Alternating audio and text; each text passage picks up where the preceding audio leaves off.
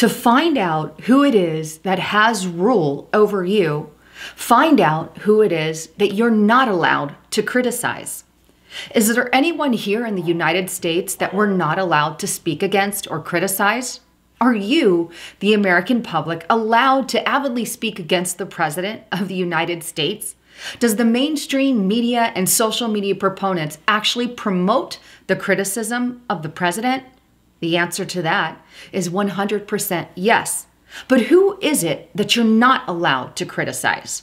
Are you allowed to speak against Hillary or Obama? Or is that highly frowned upon in today's culture?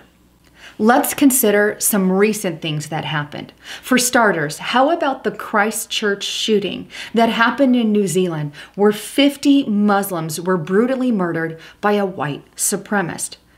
But let's also compare that to what happened with Sri Lanka over this past week, where literally 300 some odd Christians were killed by an Islamic radical extremist there in Sri Lanka.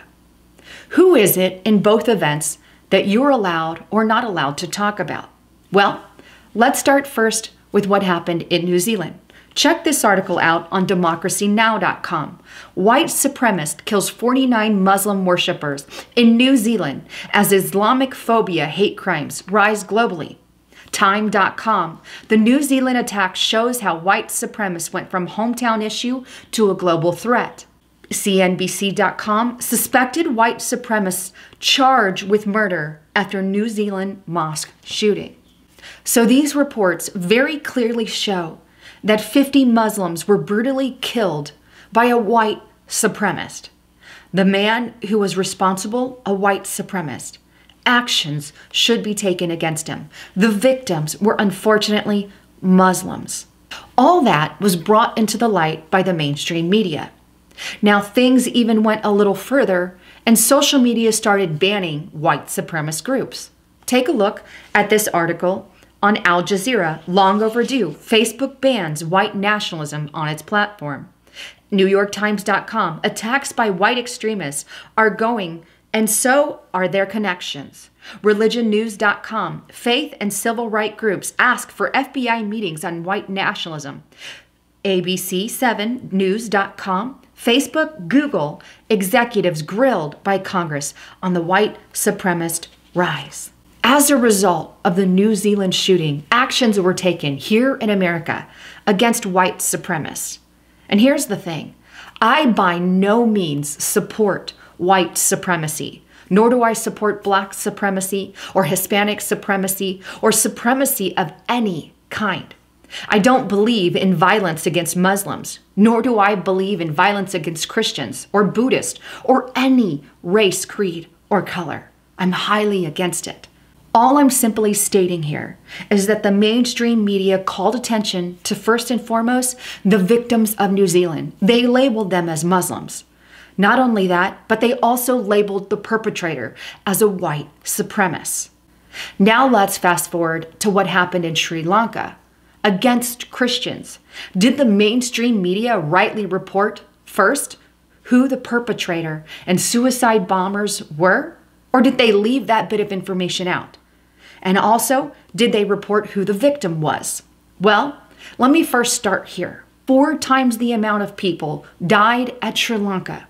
I'm talking 290 people met their death with the events that transpired against Christians in Sri Lanka. And hundreds of others were injured. This is almost 4 times the number of what happened in New Zealand. Now, that's not to discount anything that happened in New Zealand. Both are atrocious and both are very disheartening. But the bottom line is I'm just sharing the facts.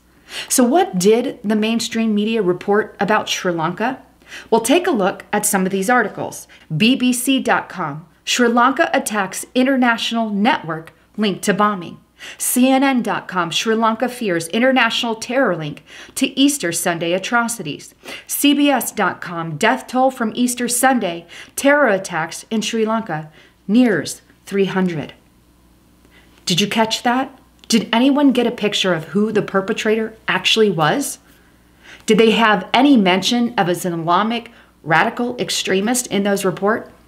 Or did they just link it to some quote unquote terror group. But you know, in order to find the real information, I actually had to dig through an alternative media news source. Check this out on Infowars.com. Alleged Sri Lanka suicide bomber. Anyone who disagrees with Muslims should be killed.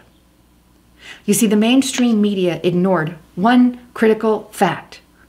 That is, the people who killed hundreds of Christians in Sri Lanka. Yet they labeled the attacker in New Zealand. How about this?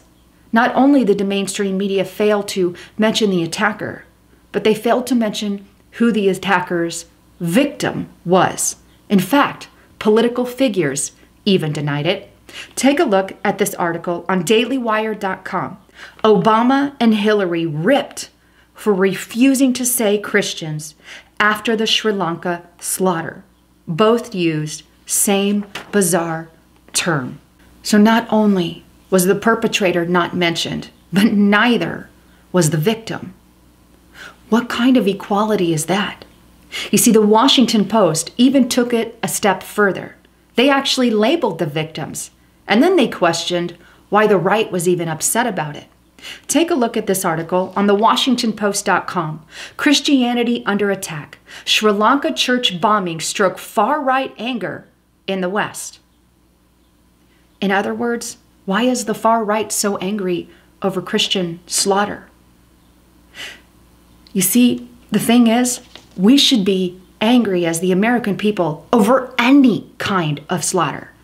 You don't kill Muslims, you don't kill Christians, you don't kill Buddhists, you don't kill Catholics, you don't kill Jews, and on the list goes. Humanity. We don't murder any human. But if something happens against one group or another, shouldn't you at least know who the victim was and who the person was or people were that committed the atrocity? You see, the mainstream media is hiding something from you.